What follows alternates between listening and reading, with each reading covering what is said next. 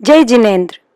कठिन वचन मत बोल, पर निंदा अरु झूठ तज, साच जवाहर खोल, सत्यवादी जग में सुखी। दूसरों के मन को दुखी करने वाले निष्ठुर और कठोर वचनों का त्याग कर सबसे हितकारी और प्रिय वचन बोलना ही उत्तम सत्य धर्म है। झूठ बोलने का प्रमुख कारण लोभ है। लोभ में आकर मनुष्य अपना स्वार्थ सिद्ध करने के लिए असत्य बोला करता है। इसी प्रकार मनुष्य भय, मनोरंजन और क्रोध में आकर भी बुरे वचन मुंह से निकाल बैठता है, जिनको सुनकर सामने वाला व्यक्ति भी क्रोधित व दुखी हो जाता है। द्रौपदी ने दुर्योधन को व्यंग्य से इतना कह दिया था कि अंधे का पुत्र भी अंधा है।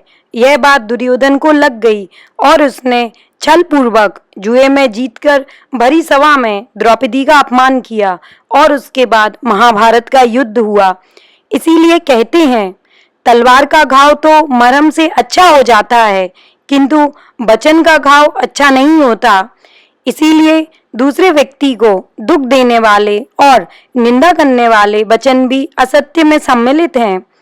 एक बार की बात है, एक नगर के बाहर साधु आए। नगर के सभी लोगों ने साधु के दर्शन करके और उनका उपदेश सुनकर शक्ति अनुसार कोई ना कोई व्रत लिया। जब सब लोग वहां से चले गए, तब एक आदमी बड़े संकोच के साथ महाराज के पास आया और बोला, महाराज मुझे भी कोई व्रत दीजिए। मुनि महाराज ने पूछा, तुम काम क्या करते हो? उस व्यक्ति ने कहा, मैं चोर हूँ, चोरी करना ही मेरा काम है। साधु ने कहा कि तुम चोरी करना छोड़ दो। चोर ने कहा, महाराज मैं चोरी नहीं छोड़ सकता, क्योंकि इसके अलावा मुझे और कुछ नहीं आता। मुनिराज ने कहा, अच्छा तो तुम झूठ बोलना तो छोड़ सकते हो ना? चोर खुश होकर बोला, हाँ मैं झूठ बोलना छोड़ सकता हूँ। मुनि ने कहा, बस झूठ बोलना छोड़ दे, कैसी भी विपत्ति आए तू कभी झूठ मत बोलना। चोर ने खुशी से नियम लिया और चला गया। रात को वह चोर राजा की अश्वशाला में चोरी करने गया। चोर को देखकर सिपाही ने पूछा, तुम कौन हो? चोर बोला, मैं चोर हूँ।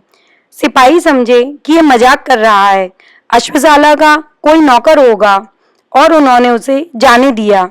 चोर ने अश्वशाला से सफेद घोड़ा खोला और अपने साथ लेकर चल दिया।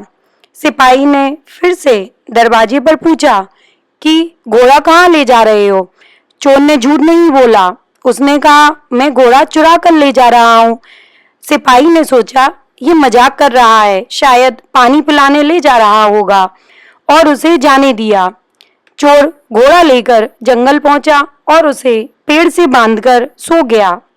सुबह जब घोड़ा कहीं नहीं मिला तो सिपाही बहुत डर गया और उसने रात की सारी बात राजा को बता दी।